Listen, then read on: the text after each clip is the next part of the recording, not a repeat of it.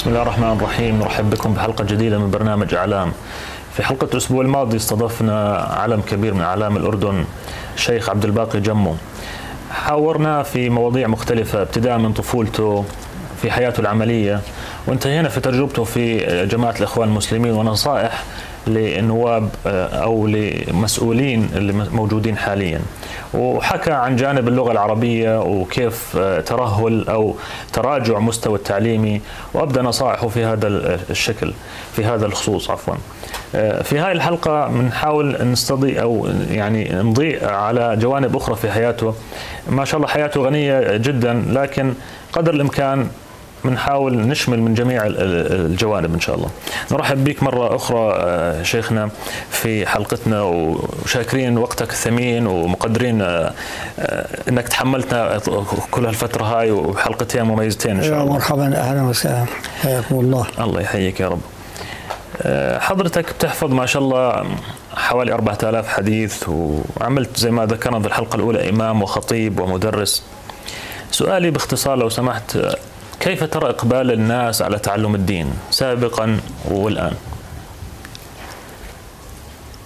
أنا أقول الحمد لله في الفترات الأخيرة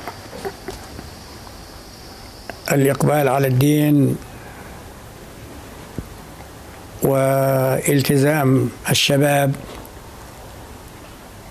شيء يثلج الصدر، ولكن المؤسف أن تكون هناك فرق وأحزاب واتجاهات ومذاهب تتناقض مع مذاهب المجتهدين كأبي حنيفة ومالك والشافعي وأحمد بن حنبل، إنما هي مذاهب متأثرة بالسياسة، مما يؤدي إلى التفرقة بين الناس وإبعاد المسلمين عن الوحدة التي لا يمكن للمسلمين أن يعيدوا كرامتهم وأوطانهم وحريتهم إلا به، لأن الله سبحانه وتعالى شرفنا بأكرم رسول، ورسول يختلف عن كل الرسل من حيث عالمية الرسالة صلى الله عليه وسلم، ومن حيث المعجزة. القرآن الكريم الذي تجد فيه ما لا يخطر على بال إنسان. اليوم أنا في الجمعة بيسألوني أن الدنيا في تطور والعلم في تطور، ألا يجوز لنا أن نأتي بمذاهب جديدة في الفقه مثلا، في الصلاة، في الصيام، في الحج، في الزكاة، في الأمور التي تتعلق بالعبادة، لأنه العلم الآن تقدم. قلت له العلم لا يتناقض مع القرآن، والاجتهاد الفقه شيء والعلم الأشياء العلمية شيء آخر. مثلا في كثير من علماء الغرب اعتنقوا الإسلام بأسباب بسيطة جدا، بأخلاق المسلم. الأخلاق أولا، لأن الله تعالى ما مدح محمد صلى الله عليه وسلم ولا المرسل من قبل بمثل ما مدحه، وإنك لعلى خلق عظيم. ولكن هناك القرآن فيه تشريع، وفي عندنا قاعدة فقهية في الأصول لا اجتهاد في مورد النص. فهؤلاء الفقهاء اجتهدوا في العبادات، وأما من ذهب منهم مذهب اليهود والنصارى في أن الأرض على قرن ثور، والثور على ظهر سمكة، والسمكة في بحر، والبحر ما له قرار، وإنه الذبابة إذا هدت في أذن الثور هز راسه وتصير زلزلة، وإذا هدت تحت ذنبه بهز ذنبه تصير زلزلة. والقرآن يختلف كل الاختلاف عن هذا، ولذلك لا يجوز لنا أن نأخذ بكل ما قاله المفسرون في العهد القديم، لأن القرآن علم. الله سبحانه وتعالى يقول سبحانه وتعالى: يا أيها الناس اعبدوا ربكم والذي خلقكم والذين من قبلكم لعلكم تتقون الذي جعل لكم الأرض فراشا. طيب كلمة فراشة هل نمر عليها مرور الكرام كما مر السابقون إنه جعلوا لك فراشة إنه سخر لك الأرض كذا؟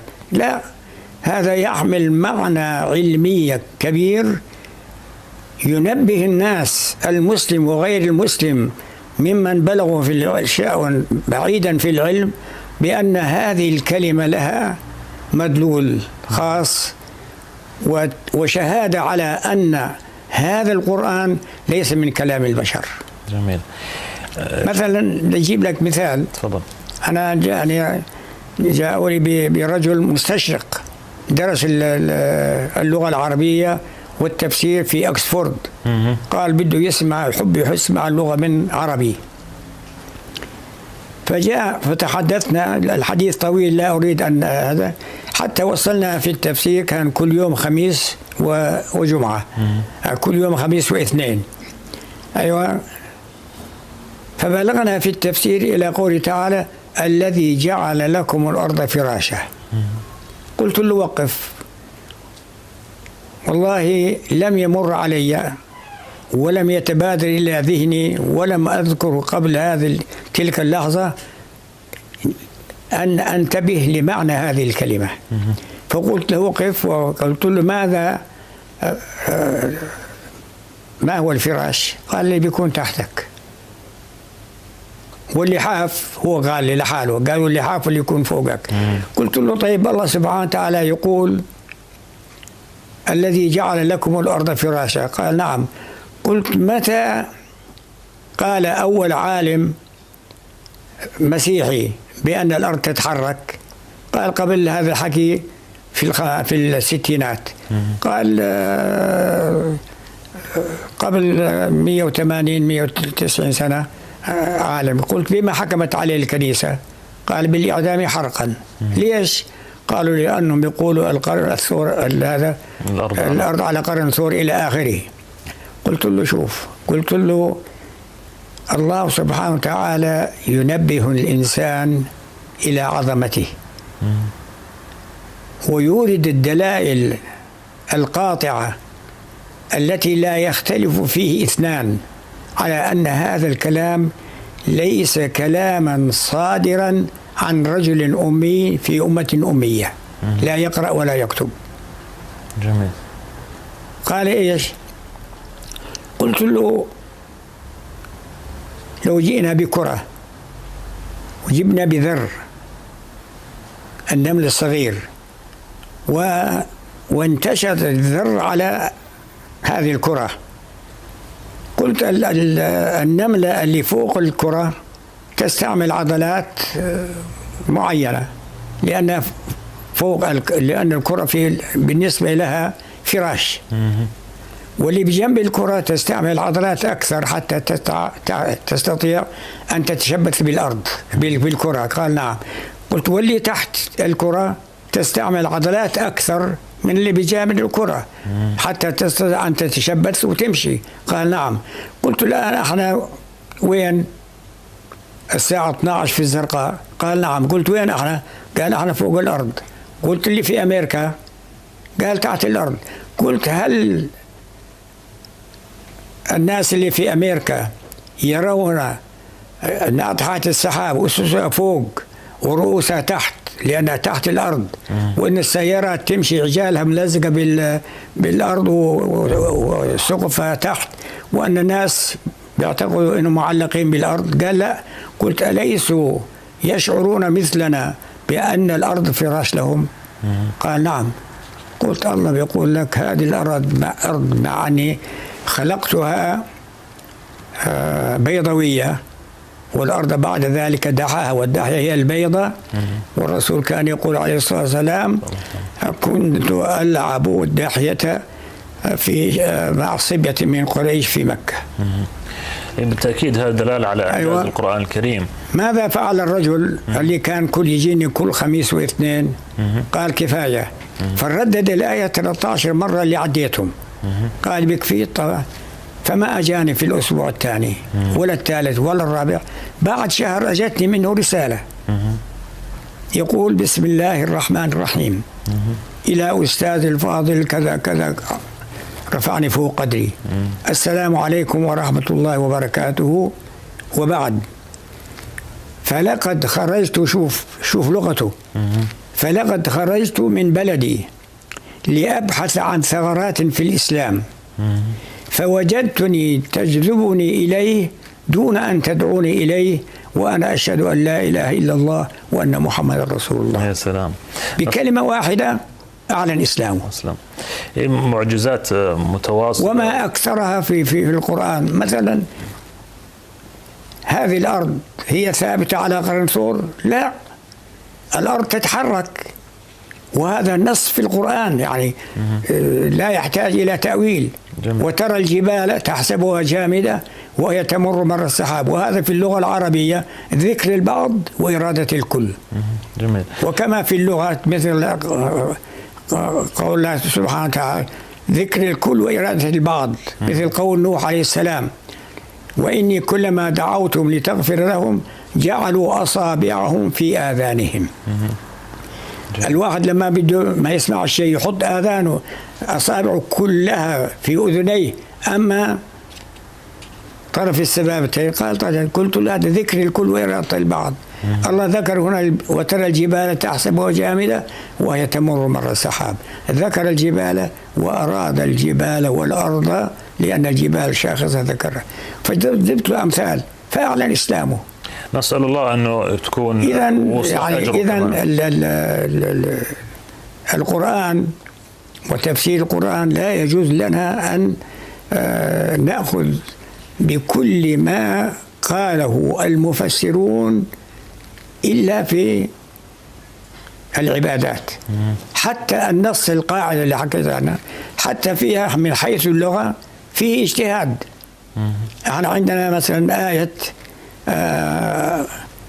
والمطلقات يتربصن بأنفسهن 3 قروء.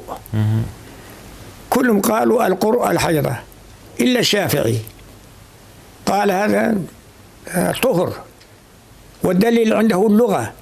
إيش اللغة؟ الله تعالى 3 قروء، ومعروف أنه في القاعدة جمع المذكر يؤنث وجمع المؤنث يذكر، فلما قال 3 إذن قال الطهر. ولو كان الطهر العدة بالحيض لقال 3 قروء. إضاءات ذهبية ما شاء الله عليك. سمعتك أنت أحد أقدم أعضاء مجلس النواب، يعني أنا انتقلت من جانب الديني للجانب مشان الوقت ما يداركنا. بقيت نائب من عام 56 ل 97 تقريبا، يعني عم نحكي عن ما يزيد عن 41 عام. بعد هاي الخبرة برأيك 45 سنة وشهر ويومين ما شاء الله نائب وعين. طيب من خلاله ما كنت وزير. احنا راح نفصل في موضوع العين والوزير. نعم. لكن تحديدا عن مجلس النواب باختصار شديد لو سمحت، ما هي أبرز الصفات أو المواصفات التي يجب أن يتمتع بها النائب الذي ينوي ترشح الانتخابات النيابية؟ أولا وجزناهم بأكم من نقطة. أولا من أسوأ الصفات التي لا يليق بنائب، وهي كذلك لا تليق بإنسان يحترم نفسه، النفاق. يا سلام. وأن يقول بلسانه ما ليس في قلبه إرضاء للناس واستعدادا لخوض الانتخابات المقبلة. فالنائب يجب أن يقول كلمة الحق، وألا تكون هذه الكلمة جارحة، لأن الوزير كذلك جاء بثقة ملكية. فأنا لا يجوز لي أن أجرح يعني النائب الذي يحجب الثقة. أنا أقول على الأغلب ليس فيهم من يحجب الثقة لأن فيه خيرا للبلد أبدا، إنما يحجب الثقة له هدف غير شريف. ولكن النائب عليه أن يوجه أسئلة ويناقش الوزير كوزير ويتابع مصالح الناس ويعقد اجتماعات مع الناس ويأخذ آرائهم ويفتح بابه للناس دون تفريق، اللي انتخبك واللي ما انتخبك، والمواطن كلهم سواء لا يجوز أن تقول هذا مسلم وهذا مسيحي وهذا درزي وهذا أرمني، لا يجوز مطلقا، لأنه الشعب من حيث السياسة ومن حيث الحقوق والواجبات واحد، شعب واحد. جميل، مساوين في الدستور حتى يعني. نعم، أولا الصدق، وثانيا يعني أنا الحقيقة أخجل أن أحاول أن أصل إلى مركز لست أهلا له. مرة مسكني جلالة الملك قال بدك تصير وزير. قلت جلالة الملك أنا هذا الحكي قبل ما أكون وزير ب30 سنة. سبحان الله والله. لأنه رئيس التشريفات ناقشني الشريف حسين وهو خال الملك، خال أم الملك، والوزارة بدها تتغير، وكانوا هم بيعتقدوا إنه وزارة باقية. واللي بده يشكل الحكومة وصف التل. قال لي سيدنا له رغبة إنك تدخل في الوزارة. قلت والله أنا الناس انتخبوني نائبا ليخدمهم، وأنا كوزير بكون في هناك سياسة تقيدني وتحد من نشاطي، فأنا أحب أن أبقى نائبا. واحدة في الحديث أجى الملك كان لابس كم قصير، ولما شافني كان فعلا يحبني كأخ، وما كان يقول لي إلا أخ عبد الباقي. جميل. راح الملك حسين. الملك حسين نعم. فبيقول له الشريف حسين يقول سيدي فلان رافض الوزارة. فمسكني هيك في المزحة قال بدك تصير وزير. قلت يا جلالة الملك أنا كنائب أفيد وأقدر على خدمة البلد والناس، أما كوزير أنا أكون مقيد. قال لي لا معلش أنت وين ما كنت أنت ستؤدي واجبك. قلت له والله يا سيدي اللي بده يشكل الوزارة وصف التل. قلت وصف التل رجل أنا بعتبره من الرجال الشجعان، وأنا رجل. وصف التل قال لأحد وزرائه يا كذا، أنت شو بتعرف يا كذا. وأنا إذا قال لي أي إنسان ما قال وصف التل لوزيري أنا بكسر وجهه. فبديش بكرة الناس بيقولوا إنه حكومة جلالة الملك عم بتباطحوا. جميل. بعدين رحم الله امرئ عرف قدر نفسه. قال لي بارك الله فيك فترك لي. ما شاء الله. اسمح لنا نتوقف للحظات مع الإعلان وراجعين.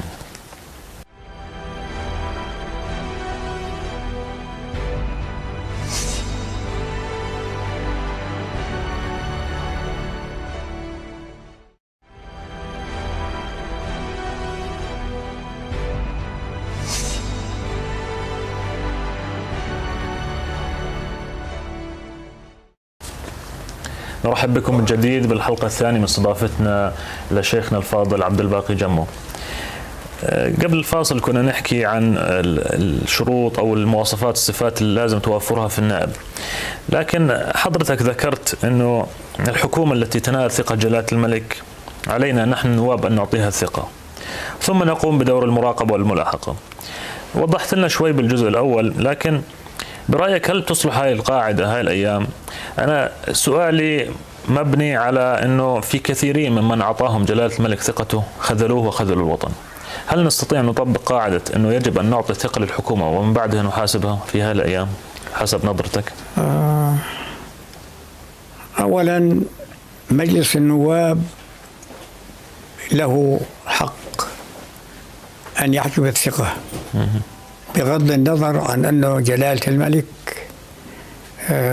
وضع ثقته في الوزراء. هو في الأصل جلالة الملك يطلب من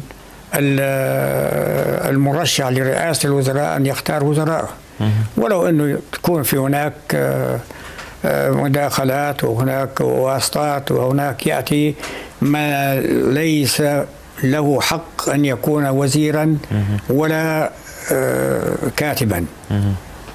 هذا كثير، يقع كثير جدا، وهذا يولد العداوة والبغضاء بين المواطنين. طبعا. مثلا كونك عندك مثلا ناس ملكيين أكثر من الملك، وناس شركاء في التنمية، وناس بيجوا لك لا يصلحون أن يكونوا وزراء، ولكن ما الذي يشفع لهم؟ تشفع لهم القرابة أو الصداقة أو المصالح. لذلك لا يعني ما قلته أنا أنه يجب على النائب أن يعطي الثقة دائما، ولكن يجب أن يكون حجم الثقة مبنيا على أساس ترجح فيها مصلحة الوطن والمواطن. طبيعي، مصلحة الوطن قبل مصلحته، 100%. لأنه النائب الذي يحجب الثقة لا يحجبها إلا ليستفيد هو شخصيا من هذا الحجب، وإلا فكثير من الحكومة ولو مش صوت واحد. سبحان الله. مثلا أجانا نائب رئيس وزراء أخذ 111 صوت.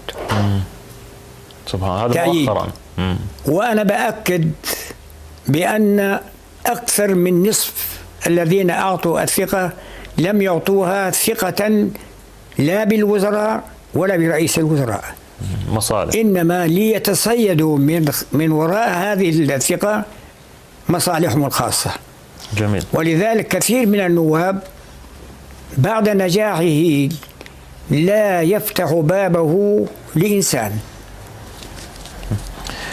سبحان الله. حضرتك سنة 89 أصبحت وزير لأول مرة، وكان وزير دولة للشؤون البرلمانية في حكومة مضر بدران، ومرة أخرى عام 94 في حكومة عبد السلام المجالي. بدي أناديك معاليك كونك كنت وزير. شيخنا ما بتقدر ما بترضى ناديك شيخ، فبدنا ناديك معاليك. بماذا اختلفت تجربة الوزارة عن النيابة؟ الواقع أولا خلينا نبين الصفات التي يجب أن تتوفر في الإنسان كإنسان. أولا يجب أن يشعر بأنه مراقب، ليس من البشر بل من خالق البشر، وأنه أقسم يمينا على أن يؤدي واجبه بأمانة وإخلاص. وثانيا أنه لم يؤت به وزيرا لأنه أفضل من غيره، ولكن جيء به كما قلت بسبب الواسطة، على أغلب الأحيان بواسطة. أنا بعرف دولة السيد مضر بدران لماذا انتخبني. لم ينتخبني بواسطة، ولا لأن بيني وبينه صلة قرابة أو مصلحة، إنما كما صرح لي هو، لاحظ بأن مواقفي ومناقشاتي والتزامي بقول الحق وأنا نائب. جميل. فقال أستفيد منك كوزير، ولكن اسألني، هل شعرت يوما من الأيام أو في ساعة من الساعات أنك عندما أصبحت وزيرا أن قيمتك زادت؟ سؤال جميل. أي نعم. اسأل نفسك، هل أنت عملت قيمة للكرسي أم الكرسي هو الذي جعل لك قيمة عند الناس؟ فرق كبير بينهم. إذن أول تفكيري أولا بحمد الله لم أنم في حياتي وأنا أحقد على إنسان، وثانيا لم أحاول مطلقا أن أقتص من إنسان أو أن أستد منه إذا أساء إلي، أو إذا أساء إلي بالكلام أن أرد عليه. مطلقا، لأن الإنسان معرض للخطأ والصواب، والرسول يقول عليه الصلاة والسلام: رفع عن أمتي الخطأ والنسيان وما استكره عليه. ولذلك اعتبرت أن علي أن أشعر نفسي ويعلم الله والناس أن الوزارة ليست تشريفا، إنما هي واجب. ولذلك فتحت بابي لكل المواطنين، وأصدرت تعليمات للحرس إنه كل من يقول أنا أريد أن أواجه فلانا عني، قلت لا تفتشوه ولا تمنعوه ويدخل عليه رأسا. وكنت أخذ دائما معي طوابع ب15-20 دينار حتى أكون ملتزما بالقانون. بيجيني واحد من العقبة، من وادي عربة، بيجيني من إحدى القرى في الشمال أو الوسط، يشكو ولكن لا يستطيع أن يعرب عن شكواه. أكتب له الاستدعاء، أحط عليه الطابع، وأتصل مع الموظف، أقول له اطبعوا الكتاب، وأتصل مع الجهة التي أرسله إليه وساعده.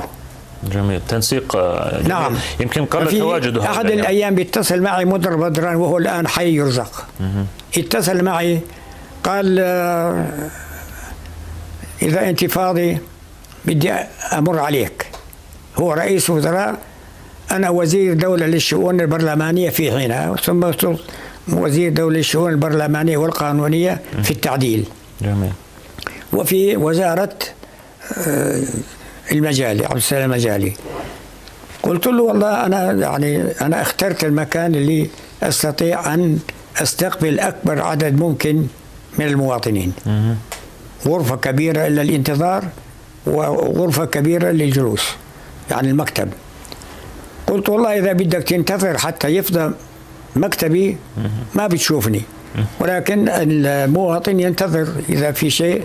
أجا وسلم علي وقعدنا وجبنا قهوة. قال: والله في عليك 3 شكاوي. قلت له: خير. قلت: أنا أشكر من يهدي إلي أخطائي. جميل. لأن الإنسان خطأ، كل ابن آدم خطأ. قال: الشكوى الأولى الحرس بيشكوا عليك. قلت له: خير إن شاء الله. قال: إنك أنت أصدرت أمر بعدم منع المراجع إنه يراجع، ولذلك قيمة الرئاسة يعني تهلهلت، اهتزت. فصار الناس ما بيراجعوا، بيدخلوا على الرئاسة مثل ما بيدخلوا على بيتهم. شو هالشكوى؟ قلت له: هذا طيب، هاي واحدة.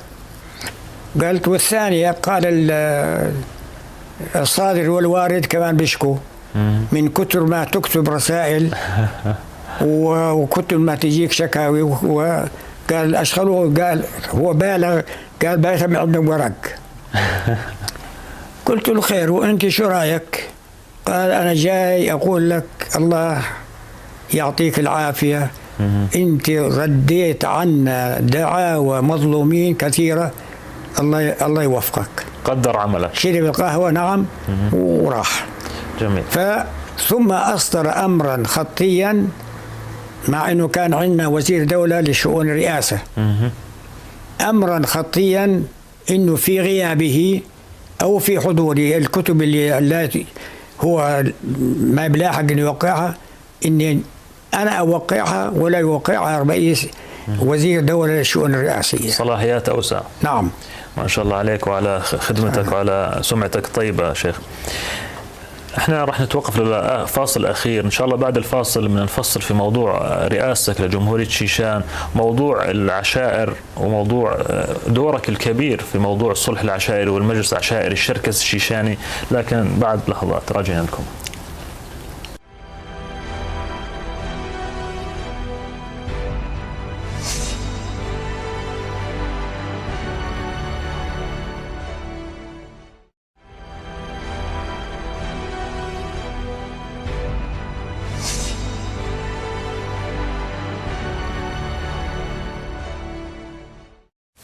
نرحب بكم بالجزء الأخير من الحلقة الثانية والأخيرة من استضافتنا لشيخنا الفاضل عبد الباقي جمو. إن شاء الله نقدر نلحق في ضيق الوقت نغطي مختلف الجوانب، لكن من طيبة حديثه حابين يعني نستفيد منه بقدر كبير جدا. شيخنا، في عام 58 أسست الجمعية الخيرية الشيشانية وترأستها. سؤالي: ما الذي دفعك لتأسيس جمعية خيرية في الزرقاء؟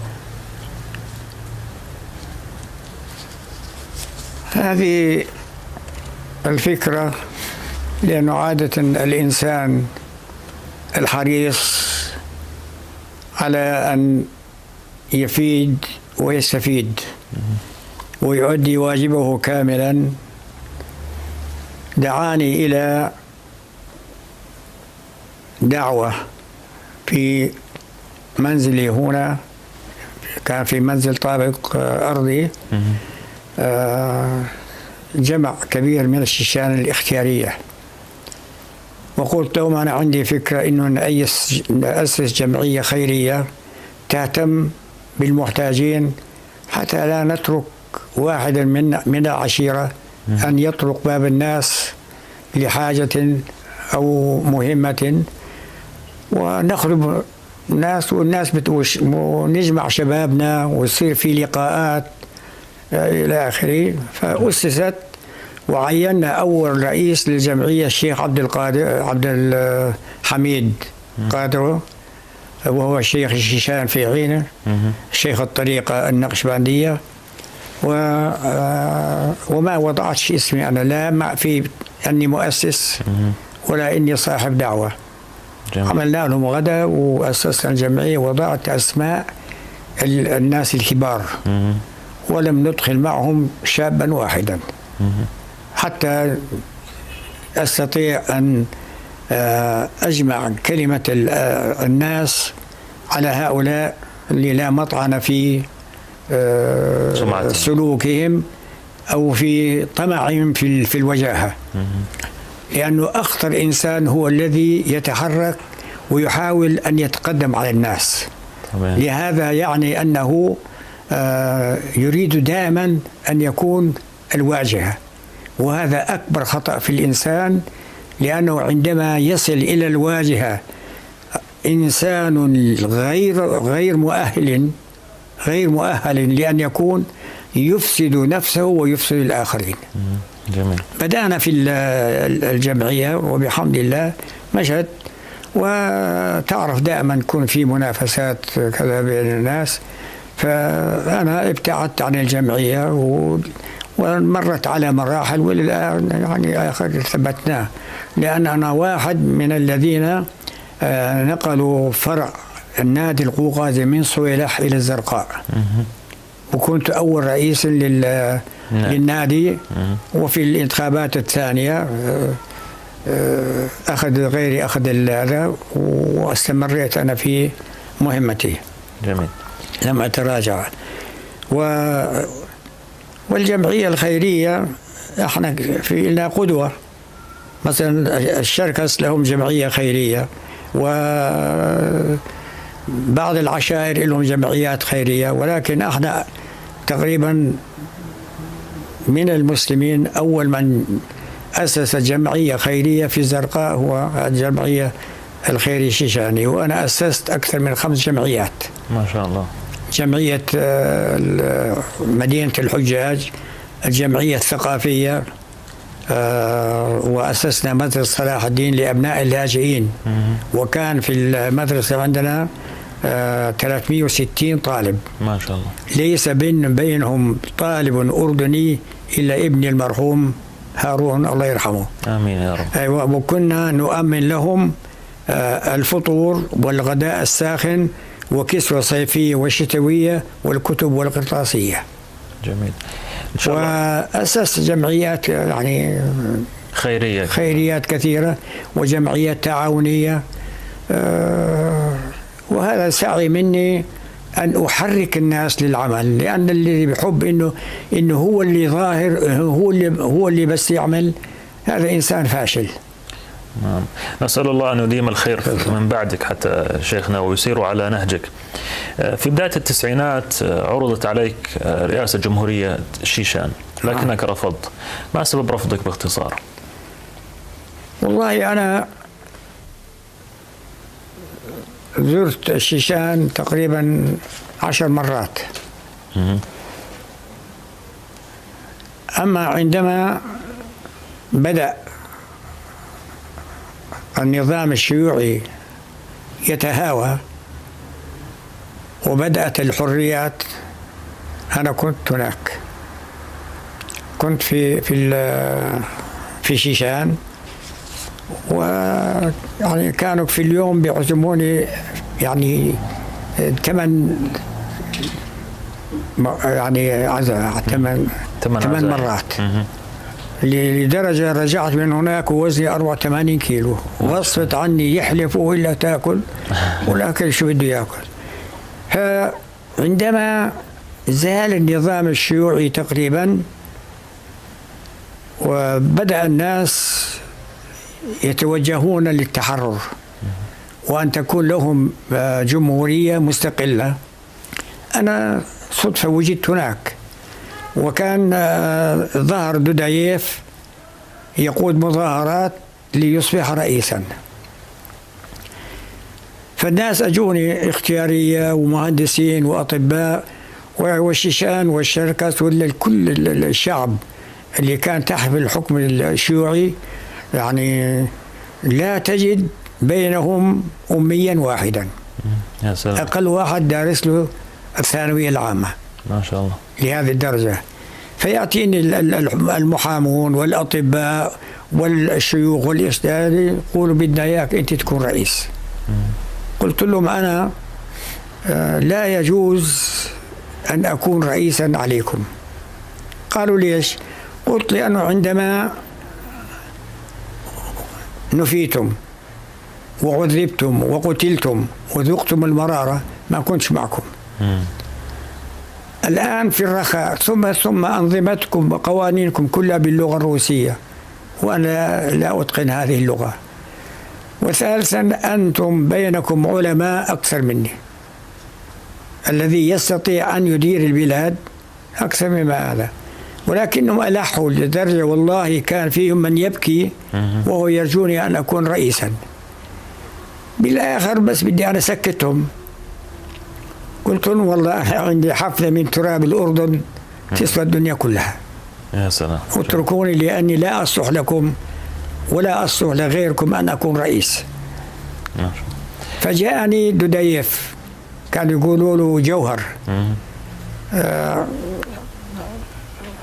حيث كنت مقيما، وقعد عندي من يعني الساعة 10 صباحا لغاية قريب من المغرب، اتغدى وراح. جاء يرجوني قال إذا ما بدك تترشح إنك تدعو لي تعمل لي دعاية. قلت له والله أولا أنا ما بعرفك، أنت رجل نشأت شيوعيا وما عشت بين الشيشان ولا تتقن اللغة الشيشانية، أنا ما بعرفك، ولذلك من الأمانة ألا أشهد لك، ولكن إلك علي إني أنا لن أترشح ولن أقبل الرئاسة. أيوة. تركت له الساحة فرفضت. والآن يعني أكثر من مرة الآن رئيس الجمهورية، والآن في الشيشان أو عند الشركس أو وين ما كان، الوضع صار يعني بصورة لم يسبق لها مثيل من حيث الرخاء والإمكانيات والتقدم في البناء، في العلم، في المؤسسات، مستشفيات، مدارس، مساجد، طرق. يعني الوضع تغير يعني من 100. جميل. والآن أنا لما أروح يعني والله ما بعرف، أنا والله لا أمتاز عن غيري بشيء. لذلك أنا لما قلت لك أنا ما أحبش حد يقول عني الشيخ لسببين. السبب الأول اصطلاحا اللغة، اصطلاحا في اللغة الشيخ من بلغ رتبة أهل الفضل ولو كان صبيا. فأنا لما أقول عن نفسي شيخ أشهد شهادة زور إني أنا بلغت رتبة أهل الفضل. والشغلة الثانية يشعر بها كل إنسان، ما حد يحب أن يكون اختيار. ولغة الشيخ اللي بتعدى 50 وأنا راح أصل 100. فما أحبش لا أكون اختيار ولا أصف نفسي بأن اختيار بقلب شباب أحسن من شاب وبقلب اختيار. والله لكل مرحلة من مراحل الحياة إذا وفق الله الإنسان يستفيد من تلك المرحلة بالتأكيد. سيدي، لك تجربة طويلة وغنية في موضوع الصلح العشائري، وأنت وجه من وجهاء الأردن عشائريا. كان لك تجربة في المجلس العشائري الشركة الشيشاني لكنه تم فصله. سمعنا أنه أنت مع إرجاع المجلس العشائري الشركة الشيشاني. حدثنا عن العشائرية، يعني جيل اليوم والشباب بشكل عام سواء عند الشركس أو الشيشان وربما العشائر الأخرى بموضوع الصلح العشائري والقوانين العشائرية، يعني جاهلين كثير. يمكن هذه هل هي بالممارسة بالخبرة؟ يعني أنتم كالجيل الخبراء في المجتمع في هذا الموضوع، ماذا فعلتم للجيل الجديد مشان يتعلم منكم في موضوع العشائرية؟ كما تعلم نحن نعيش في بلد عشائري. أولا في هناك علم يكتسب وعلم يلقن. فالعلم الذي يلقن يجب أن تكون له مدارس. والعلم المكتسب يجب الإنسان عن طريق الممارسة والمخالطة والاستشارة وكثرة المشاركة. فأنا يعني أصبحت ليس ملما كغيري، عندي معلومات عن الطرق، عن الأسلوب العشائري في الصلح بين الناس، ولكل يعني حادث له أسلوب خاص. طبعا. فالله سبحانه وتعالى وفقني إني ما ذهبت في صلح إلا وأنجز على خير مرام إلا مرة مرتين. طبعا دائما أنا كنت أقول للناس الفضل ليس للجاهة، ولكن الفضل لمن يستقبل الجاهة، صاحب الحق إن كان كريما أو شهما أو إنسانا يشعر بالإنسانية ويقدر بين الأخطاء وبين العمد وبين هذا. القيمة ليست للجاهة وإنما لمستقبل الجاهة. تجد ناس تروح عليهم بيرموا عليكم حجارة، وتروح ناس بيستقبلوك أهلا وسهلا بالصدر، وقبل ما تتكلم بيقولوا لك ابشر باللي جيت من أجله. مظبوط. ولذلك الآن أنا لما ابني الأول راح أول يوم ثاني يوم ثالث يوم ما أجوني، ولكن لما أجوني بعثوا لي ناس إيش تؤمر؟ قلت والله يجوا يعزوا مثل الغير. ابني مات قضاء وقدر، هذا أجله انتهى. وكذلك كثير من حوادث الشيشان والشركس، يعني لما كانوا يدعوني لأن أمشي مع الجاهة وكنا بحمد الله نتوافق. ليه؟ لأن الإنسان دائما بدك تخاطب الناس حسب عقولهم. تمام. أما إذا بدك تتعالى عليهم وتشعرهم إنك أعلم منهم فهذا يفسد القضية ويفسد الصلح. نعم. ولذلك الآن صعب جدا أنك تفقه الشباب بأساليب الصلح إلا الذي يرافقك ويسمع. ربما المرافقة مرافقة. أيوة. ومن هناك أجت فكرة المجلس العشائري الشركسي الشيشاني، ومشينا به. وكثير من الناس من الشيشان ومن الشركس حاولوا إيقاف الموضوع عند البداية، ولكن المخلصين من الطرفين استمروا في الموضوع، والمفسدون هم الذين قضوا على هذا المجلس الشركسي الشيشاني. وأنا خوفا من المستقبل لما قالوا بدنا ننتخب رئيس، قلت لهم لا يجوز لنا أن يكون لنا رئيس معين واحد، لأنه في المستقبل بيتنافسوا على الرئاسة وتفسد القضية.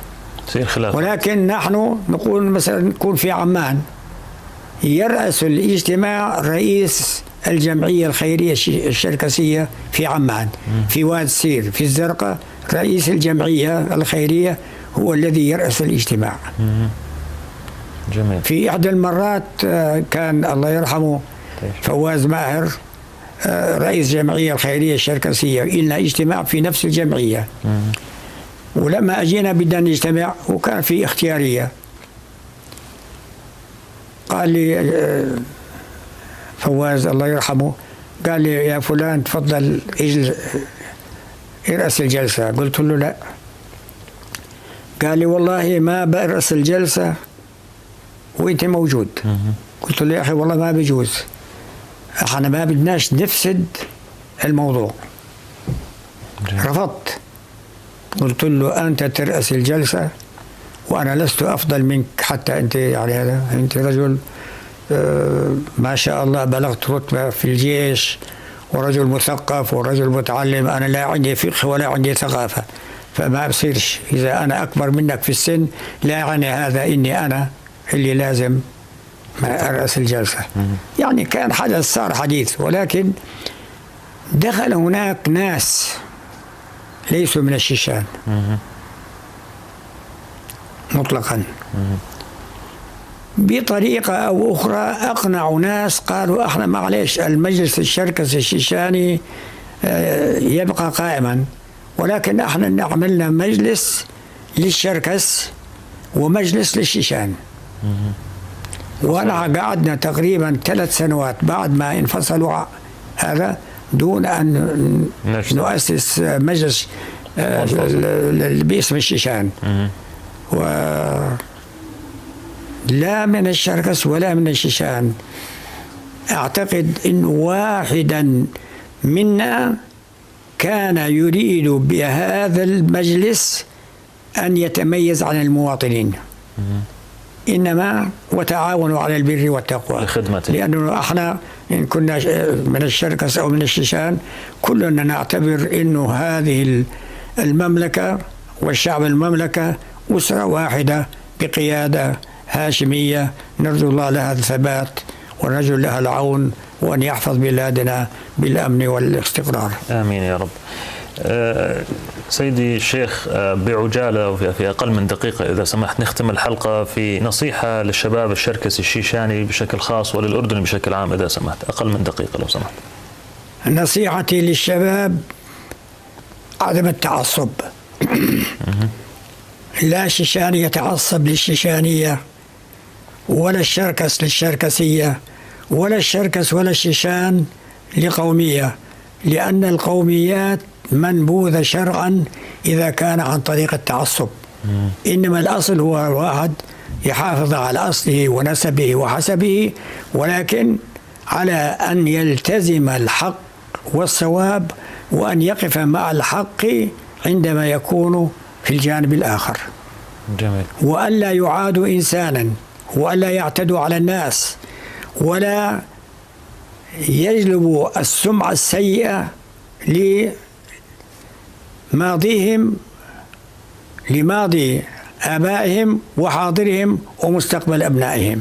فنحن الآن في هذا البلد أسرة واحدة، كما قال جلالة الملك الحسين تغمد الله بواسع رحمته. آمين. باختلاف الأجناس والأموال والمناتب والمنابت كلنا شعب واحد، لأن العدو لو أراد أن يقصف البلد ما يميز بين شيشان وشركسي وعربي ومسلم ومسيحي طبعا. فالبلد كله إن أصابه خير فبحمد الله للجميع، وإن جاء الشر لا سمح الله فعلى الجميع بالتأكيد. فأطلب شبابنا نصيحة لهم، أولا أن يلتزموا الدين والأخلاق، لأنه أخلاقنا نحن الشركس والشيشان أخلاق 90% منها تتفق مع مبادئ شريعة الإسلام ومبادئ الإسلام. بهذه الكلمات الطيبة لا يسعني إلا أن نشكرك على وقتك الثمين. كنت معنا ضيفا متميزا في حلقتين نسأل الله أن تعم الفائدة والنصائح اللي وجهتها حضرتك لمختلف شرائح المجتمع. نشكرك مرة أخرى شيخنا، وإن شاء الله تكون الرسالة من سماحته وصلت للجميع، ونلتقيكم إن شاء الله في حلقات مقبلة، وإلى اللقاء.